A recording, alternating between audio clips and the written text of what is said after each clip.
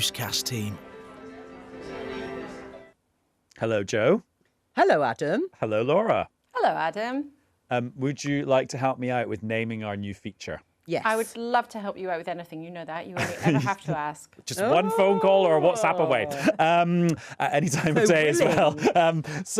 Basically what it is we thought, right, let's track down the newscaster who has got a postal vote, right, because they're not going to be in the UK on the 4th of July, and find the newscaster who is the furthest away from home. Oh. Kind of like a sort of budget race across the world. I was going to say, that was exactly what Yeah. I thought. I love that programme. So the short list of names for it are, for the name of this feature, Adam Exton suggested we call it Globalit. Oh. Very good. Globalit, yeah. Susan Williams said Poll to Poll. Oh, I like that. I always think that one works better written down. Well, it's true, although you pronounced it quite well. Nick says Newscastaways. I like that. Yes. Patricia says Remoter Voter. Remote voter. They're great. Anyway, while you think about what you would like to call it, or in fact maybe even come up with your own name, we're going to have this clip from Julian, who sent this voice note about where they're going to be. I'm contacting you because I think I might be among the farthest flung postal voters. I've got a postal vote because I'm leaving England on the 3rd of July to fly to Malaysia, where I'll be working as a music examiner in KL and in Penang for a couple of weeks. Thanks for a great podcast. Bye. Well, Julian, right, I've got Have you got a map? handy a pocket-sized map here so we can work it out. We can cover you So up. he's Right, going here's to Malaysia. And KL is Kuala Here. Lumpur, if Kuala people haven't. Lumpur, yes, Yeah. we've got it. Sean is going to be, message says he's in Japan. Right, well, not a million That's miles. further Not a east, million but miles it's away. not as south as Malaysia. Probably equidistant. Wait a minute, where is it? I can't see Japan. it. It's up- Where's Yeah, Japan? Yeah, no, I could see Malaysia immediately, and that's what. Oh, thank there. you. There, without my glasses. Yes, well done. Laura, without you being here in the studio, we're just lost. We're lost. This is Literally a great lost. feature for people who are only hearing it. So Yes. maybe, are you guys looking at a big map? No, Laura, Yes. this is And only. do we this, have pins? Yeah, No, we've got my finger. Just Joe's finger's the pin. Right. Oh, Justin is going to be in Somalia. Ah. Where? which bit of Here. Africa is Wait that? a Yeah. minute. Right, You've while got my you guys glasses. do GCSE geography, Geography and I'm fa- going to and plump for failing remote it. voter, just because I think that sounds Yes, amazing. I quite like Yeah. it. I quite like remote voter too. Remote. Okay, we're going to go for remote voter because it sounds motivational as well, doesn't Exactly. Pick another Remote country. Pick voter. another country. it? Yeah, well, that's all we've got because Oh. I've not got all the emails because we've got loads and loads and we've got hundreds of I emails see. about this. So those are just some of the highlights. So enjoying yeah, that. Sean in Japan, Julian in Malaysia, Justin in Somalia. and Justin is Justin Rolla, our climate editor. Oh. Who knows about this feature because his daughter listens to Newscast. And what- Oh, well done, Justin. And what's our prize for the furthest away, the remotest remote voter? They can be on Newscast on the 3rd of July and be one of the last people that anyone hears before the election. Amazing. There we go. Have you just made that up? Yeah. Shall we get on with it? Yes, let's get on with this episode of Newscast. Thank God for that. This is not like a geography schools program. Much I as could I have would love gone it to be. Somalia and back by now. Right, on with this episode of Newscast. Newscast. Newscast from the BBC.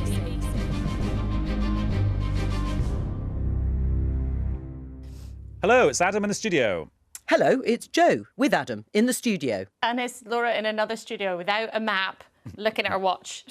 And just to explain, if you want to get in touch about Remoter Voter, the email address is newscast@bbc.co.uk. And just to reassure Laura, everyone who's consuming this episode of Newscast will be consuming it visually because this is on TV. And if you want to consume Newscast hourly, which is with your ears, then we will be doing a podcast episode available on BBC Sounds on Thursday night after the four main party leaders have been on Question Time on BBC One, because we're recording this TV edition before they've been on TV live. So they were live and before us, and we're pre-recorded after them. If you weren't confused before, you might be now. Anyway, so Laura, have you ever seen a story in 2 weeks before Election Day, like the story that has emerged over the last few days about people related to the Tory party, including some candidates, betting on the fact that the election was going to be on the 4th of July? No. Well, I mean- that's the end of that. These allegations are absolutely mind-boggling and astonishing and extraordinary and all the rest. And what I ended up writing today was actually, I have run out of adjectives. And having covered politics in this country for quite some years, I have run out of adjectives. This story is something that you could not make up. Someone, a Conservative source, said to me this afternoon, out of all the sort of risks that they'd have been scanning for, this is not something that they could ever have thought of. And it was funny, I asked some kind of a different person, an old campaign hand, if you like, who I was speaking to about it this morning. I said, am I naive to think that this is kind of incredible, that the Tory director of campaigning and 2 party candidates and a police officer are all being looked into for allegedly having put bets on the timing of the election? And they said, no, you're not being naive. I can't believe this either. I am absolutely sort of 100% gobsmacked. So if you've lived under a rock, you've probably seen this story today. And you haven't seen this story today, newscasters. There are allegations that the Tory director of campaigning and his wife, who is a candidate in this election, both put bets on the timing of this election. He's taken a leave of absence. So that leaves the Tories without the person who's been in charge of running their field operation. Not the director of the whole campaign, the Isaac Levido, Australian sort of elections guru, or James Forsyth, the Conservative Prime Minister's political secretary, but the kind of party's senior staffer is out of the building on a leave of absence. And with 2 weeks to go, that is absolutely jaw on the floor time. Yes, I mean, critically important, I would say. And also, of course, there was already another candidate, Conservative candidate, that had been answering questions, let's put it that way, about whether or not he had had insider information about a bet that had been placed. But let me just posit this from today's programme, Politics Live, earlier on, with Sir Charles Walker, who is standing down at this election but has been campaigning and was a senior Tory, part of what we call the 1922 committee of backbench Conservative MPs. And his response was, well, I thought it was interesting, let's put it that way, because he said, I don't want to diminish this, but outside the constituency where this young woman is standing, it will not make a jot's worth of difference to the general election result. It really won't, he said. This is a good knockabout stuff, but on July the 4th, nobody is going to change their vote on the back of this. They really aren't, to be honest. That's not to diminish, as he kept saying, the importance of it today in the general election news cycle, but we are here to talk about really serious things. It wasn't the response I was expecting. We'd already heard from Michael Gove. Well, yeah, let's hear what Michael Gove had to say, which was a lot sterner stuff than what Charles Walker was saying to you. It's deeply regrettable, but while there's a process going on, an investigation going on, I can't say anything definitive. I can tell you how unhappy I am, and I know that there are lots of candidates out there who are deeply unhappy at this, and of course there'll be members of the public who will be, looking on with a mixture of surprise and consternation. But there's a process, and we've got to allow that process to conclude. Now that is the sort of response I was expecting from Sir Charles Walker. He gave a very different sort of perspective on it, if you like. But I can absolutely understand, having spoken to Tory candidates who are out of the campaign trail, and I'm talking about ones who are standing again, not newbies, who just can't believe it. In terms of the morale and in terms of the questions that they are already getting because of what the polls are saying and their record and so on, this, as Laura said, has come out of the blue in the middle of the campaign. And so I can completely understand why, understatement of the year, Michael Gove saying this is very unhelpful. And I can imagine that candidates out on the road will be thinking, I need this like a hole in the head. I think the other thing about it is it allows, we've already seen it, it allows the opposition parties to immediately get out the megaphone and start shouting again about what they would say has been years of Tory misbehaviour, years of one rule for you, one rule for everybody else. Absolutely. And it allows them to bring back all of those kinds of charges again, whether it's, Partygate, whether it's wasted cash over PPE and allegations about contracts for cronies. So for the opposition parties, this is an absolute gift. And don't forget, Keir Starmer is going to be standing alongside Rishi Sunak tonight in the Question Time debate. John Swinney's there, Ed Davies there. It has come at a moment when Rishi Sunak is going to be in front of his rivals and in front of an audience. And he already has so many things that he can be attacked on from the Conservatives' record and things that have gone wrong during the campaign. And this is just another one. So it does cost. Whether it shifts any individual votes, who knows? But does it make a difference to morale in this campaign and opportunity for Labour? Sure does. Rishi Sunak, kind of personality-wise, his kind of character, people's view of him, he doesn't seem like a gambling kind of guy. I imagine it's quite an easy one for him to just be very censorious about. Except, do you remember the been suspended though, right? This is the thing. Well, so if the police officer is actually being investigated and has been arrested, that's one thing. But you have two candidates who still, as things stand, as we record at 5:20 or whenever it is on Thursday afternoon, those candidates are still seeking election. And Rishi Sunak also stood outside Downing Street, said, I promise you, the public, the highest standards of integrity and accountability and professionalism. He was meant to be the new broom after all what people would see as the bad behaviour under Boris Johnson. So I think there'll be tough questions for him, actually, about why these candidates should still be allowed to stand. I, of course, newscasters, I'm not expressing a view over whether they should be or not, but these are seen by people in the Conservative Party as big and serious misjudgments to have made. Yes, I mean, one of the candidates said it was obviously a serious error of judgment. You raised the issue about whether Rishi Sunak himself comes across or appears to be a gambling or betting. He did a massive bet with Piers Morgan. Yeah, oops. And do you remember? Short memory, yes. my Well, part. I think they shook hands on it, and then it was slightly embarrassing because it became a thing, and there was also a little bit of historic in terms of recording or broadcasting of him talking about Test Match Special. Have I got the programme correctly? Yeah. When I think he had in the past, having said I'm not really a betting man, yes. had been interested. Again, I make no fallen for the judgment. spin that Rishi Sunak is Mr. Whiter than white. And So actually when it anyway. came to the... Yeah. Right, you mentioned Keir Starmer. Let's have a listen to how he reacted to that today, but you can kind of guess what he's going to say. This candidate should be suspended, and it's very telling that Rishi Sunak has not already done that.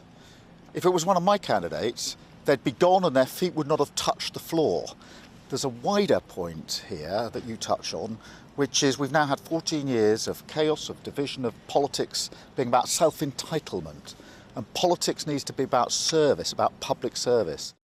And Ed Davey, the Liberal Democrat leader, also called for Laura Saunders, the candidate who's at the centre of the latest claims, to be suspended. And then we had a statement from solicitors acting for Laura Saunders. And it says, as the Conservative Party's already stated, investigations are ongoing. Ms Saunders will be cooperating with the Gambling Commission and has nothing further to add. It is inappropriate to conduct any investigation of this kind via the media, and doing so risks jeopardising the work of the Gambling Commission and the integrity of its investigation.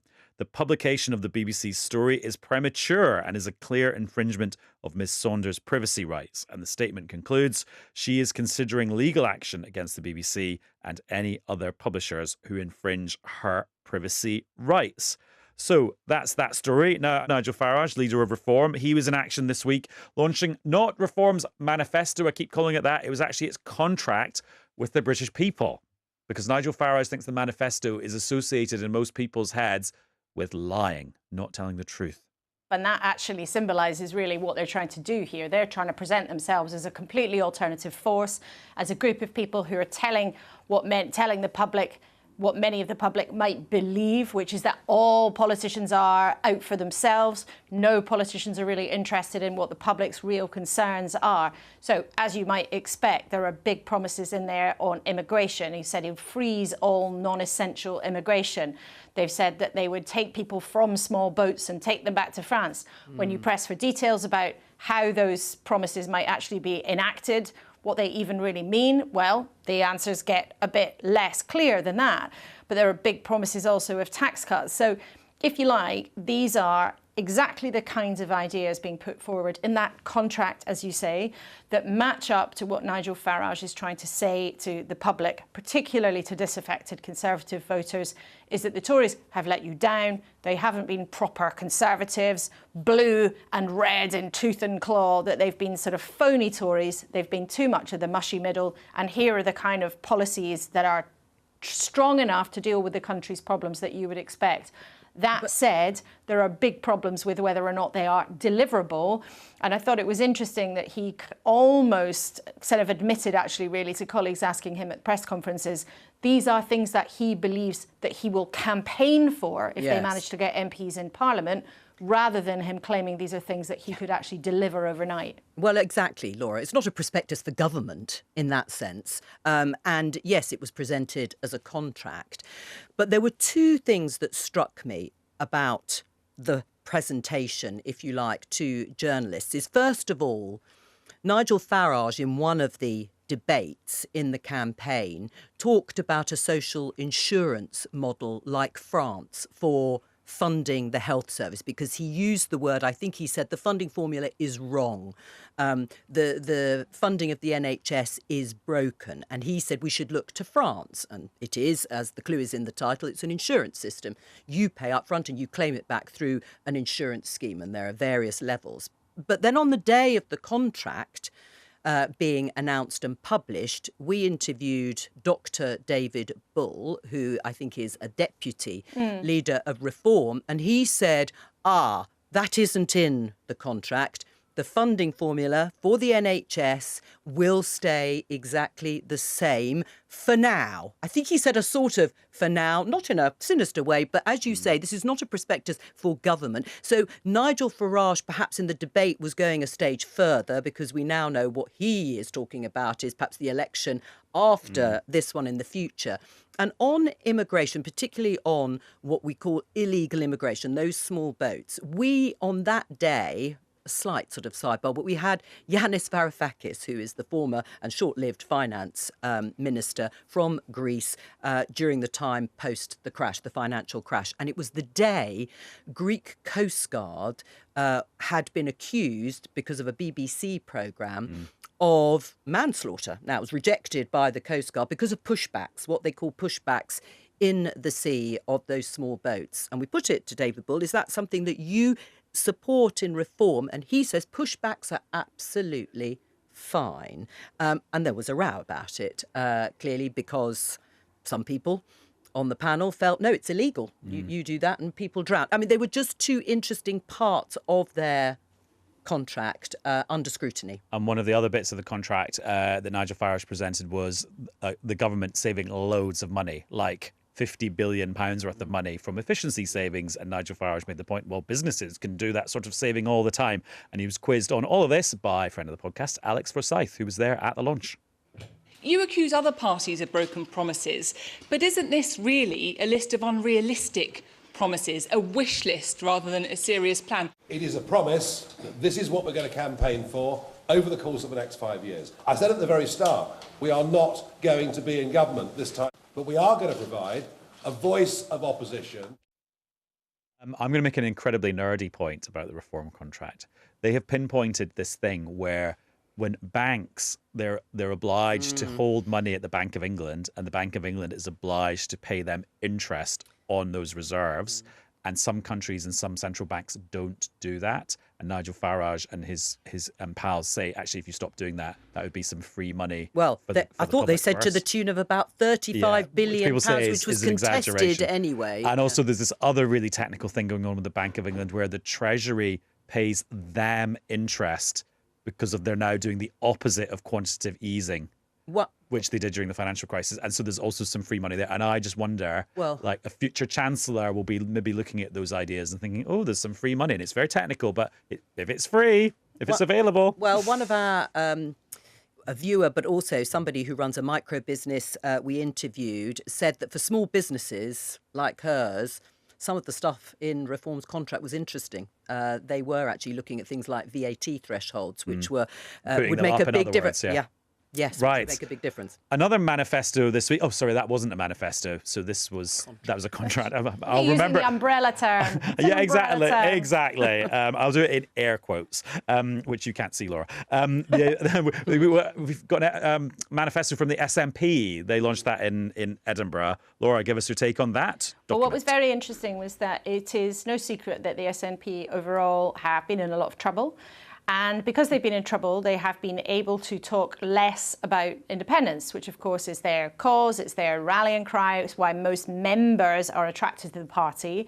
It's the reason why some voters have backed them over the years, but certainly not exclusively so. And it was interesting, though, that John Swinney, along with things like we want more public spending, people should pay more tax, he decided to put independence actually sort of back up at the top of the list. Now, of course, it's not surprising that the SNP have got independence in a party manifesto. However, it is a bit of a change of tack, I think, to make it so prominent again. And essentially what he's saying on that is if the SNP still has a majority of MPs in Scotland after the general election, which at the moment they do overwhelmingly, he will say that they still have what he would say is a mandate for independence and to have another independence referendum. If the SNP wins a majority of seats in this election in Scotland, the Scottish Government will embark on negotiations with the UK Government to turn the democratic wishes of the people of Scotland into a reality. At the very heart of our beliefs is the principle that decisions about Scotland should be made by the people who live in Scotland. Now, the way the polls are at the moment, which isn't the main thing, but it is important for context, it suggests that the SNP is going to drop a lot of seats in Scotland, and therefore they would be a sort of weakened political force. But the test that John Swinney is still setting out is, look, if we have a majority, we're still going to keep trying to have this conversation, even though he knows that Keir Starmer, if he's Prime Minister, or Rishi Sunak, if by some miracle at this point manages to stay on as Prime Minister, are not interested at all in terms of granting Scotland another vote on independence. So that was really interesting to me that he's put that to the fore of the discussion when in recent times the SNP really has tried to edge away from that. They would deny that, they say it's always been there. But that was interesting to me that he said that he put it so prominently. No, it's a change of tack. There's no doubt about it. And actually, one of the other things that sort of was made very prominent by John Swinney was this idea of protecting the NHS. I think the truth is also it's the kind of thing that works well for voters on the left. So Jeremy Corbyn did it in 2019 because it works well to rally voters on the left, and that kind of suspicion on the left has been there for as long as I can remember, that there's a secret plan either by Blairites in the Labour Party or by Conservatives to sell off the NHS, which, as you say, Joe, that throws up an image that we'd all have to hand over our money to some big giant health corporation.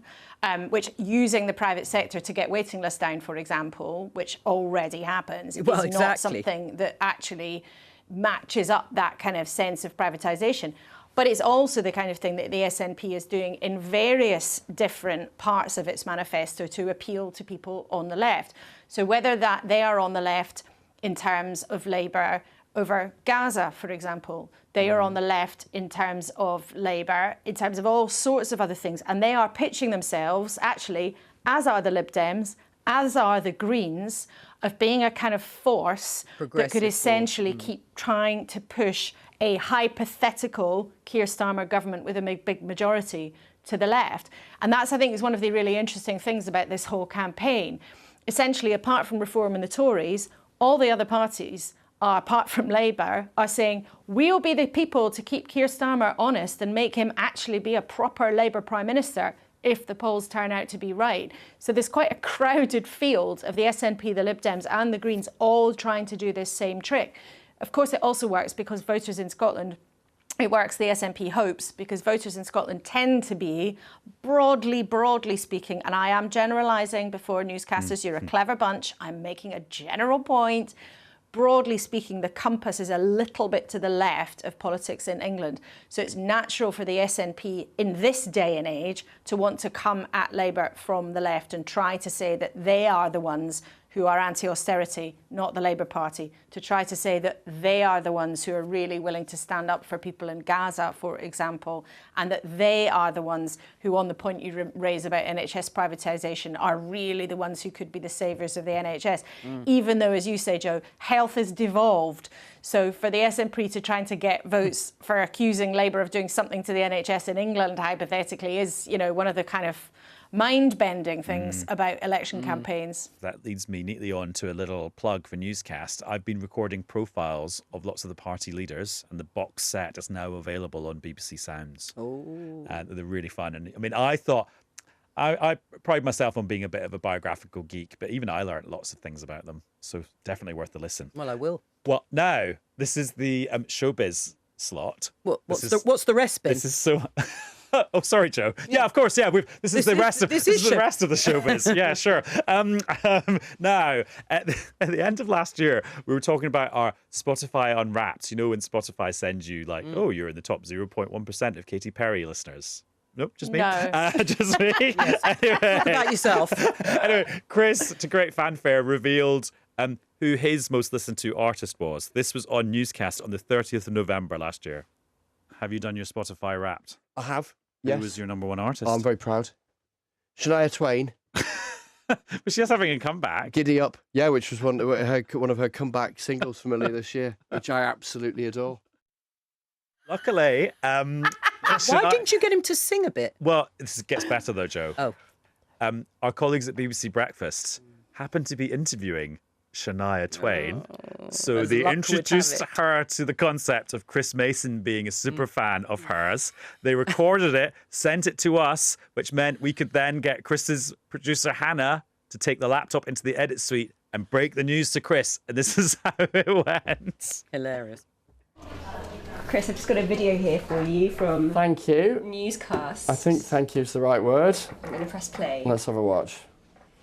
Chris, Newscast told me that you're a big fan of mine, and it's such a big compliment. Now, listen, I would love to meet in person. Take me down to Downing Street. Let's go have a tour. Talk me through what you do, and we can, exchange notes. Now, is this who I think it is? Because I'm pretty sure.